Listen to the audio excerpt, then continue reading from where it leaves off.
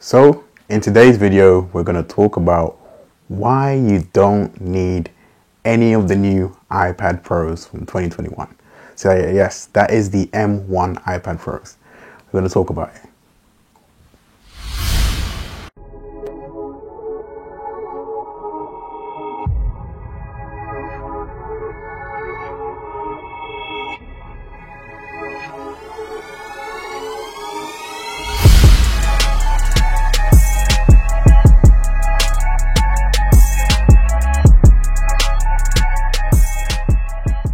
Thank you for coming back to my channel.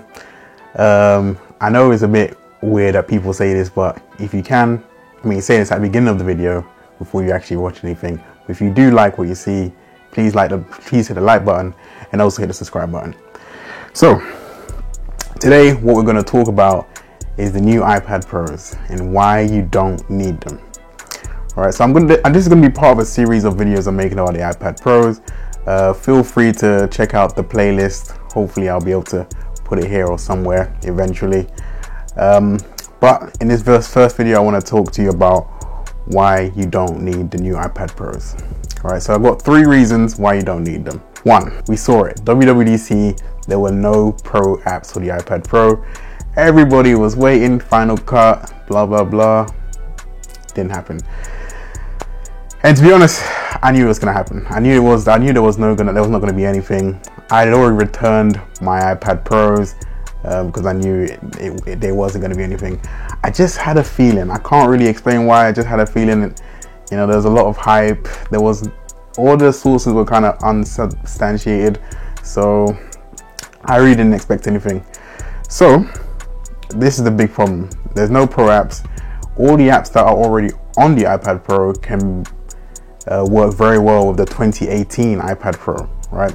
So that is the latest version I would expect anybody to get. I wouldn't expect you to get the ones before 2018, but you really don't need the ones after 2018 either, because the power of the 2018 iPad Pro is good enough. I don't know, that's the thing about iPad Pros. They're so future-proof that, I really can't see the need to buy the next one. Point number 2, the price difference.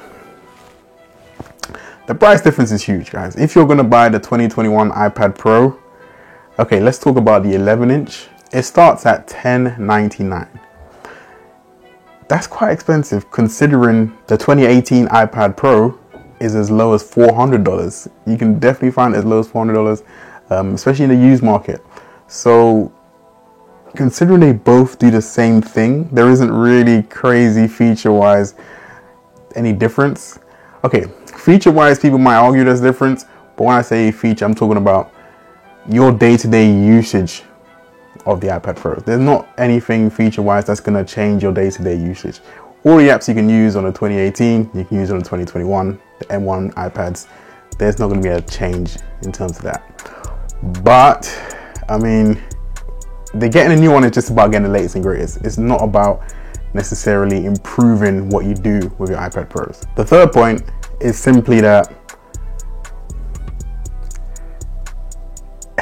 and this is the reason why I returned all my iPad Pros, the 2021 M1 iPad Pros, is because I realized that day to day I was doing the same things.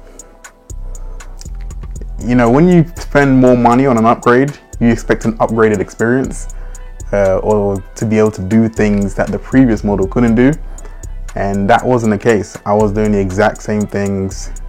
It felt exactly the same. Considering that I got the full spec basically full spec 16 gigs of RAM with the M1 iPad. So when I got that, I still saw apps refresh in the background.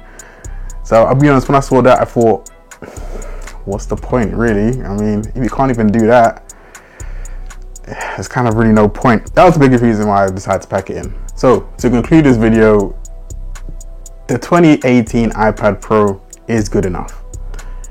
It's a bit sad to say, to be honest, because I was hyped.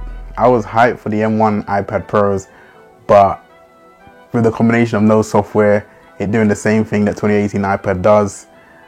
Maybe on paper, obviously the M1s are much more powerful. They'll show you all the graphs and stuff, but that doesn't really matter for day-to-day usage, So unfortunately, my conclusion is keep your 2018 iPad Pro. That's what I've done. That's what I recommend you guys to do. And maybe next year will be the year. Who knows, right? Maybe next year will be the year for the new Pro apps, and maybe even a redesign of the iPad Pro. That's another reason why I think people should either return the M1s if they bought it, or wait till next year, because like I said, the difference isn't big, and maybe next year we get a redesign.